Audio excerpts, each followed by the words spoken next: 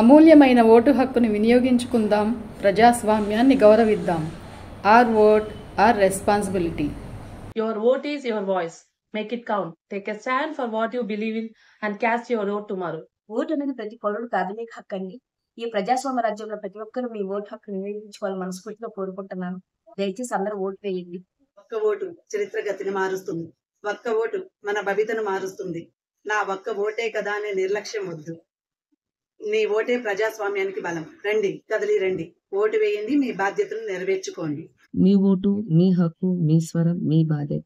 Vote is our responsibility. Vote for a visionary leader for a bright future. Voting is our constitutional right. Each vote is precious. Never miss an opportunity to vote, as it is our contribution to our nation. Let's all vote without fail. If you don't vote, we are not only ignoring our history, and also we are going to give away our future.